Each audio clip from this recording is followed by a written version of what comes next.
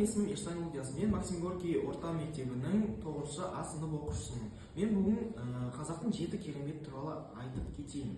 Қазақтың 7 кереметінің таңбалы тас, киіз үй, домбыра, алтын адам, Қожа Ахмет Яссауи және үңгір мешіті мен бәйтерек жатады.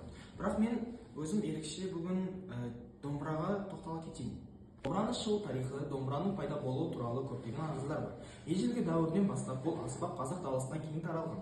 Археологиялық зерттеулерге сәйкес домбыраның ең көне бейнесі 13-ші ғасырда ескерткіштер табылған. Ал кейбір ғалымдар оның тарихын одан да әріге бұрынғы заманымызға дейін мыңжылдықтарға жатқызады.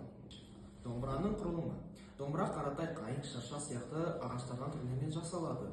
Ол бірнеше бөліктен тұрады. Басы, құлақ күйін реттейтін бөлігі. Мойны ұзын әрі пернелері орналасқан бөлік. Шанағы домбыраның дыбысты шығаратын негізгі қуысы. Ішегі дауыс түрлі жылқының қылынан жасалса да қазір синтетикалық материалдан қолданылады. Түрлер домбыра әртүрлі аймақтарда өзіндік ерекшеліктермен ерекшеленеді. Қос ішекті домбыра ең кең таралған түрі. Үш ішекті домбыра негізінен шығыс аймақтарда кездеседі.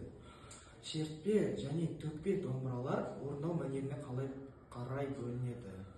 Қосымша мәлімет: қазақ халқының киелі аспабы домбыра. Жер бетінде кеңінен тараған шертпелі аспаптардың бірі. Нағыз қазақ қазық емес, нағыз қазақ домбыра деген Қадыр Мырза Әлінің сөзі ұран.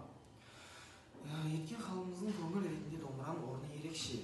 Себебі басынан не бір қилы заман өтсе де, жаугершілікті бастан өткеріп, отандық қамытын кесе де төл аспабы қолына түспеді.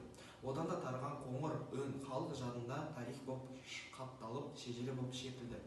Ел аузынан аңыз бойынша әйгілі Шыңғыс ханға жошының өлімін жеткізген де домбыра еді.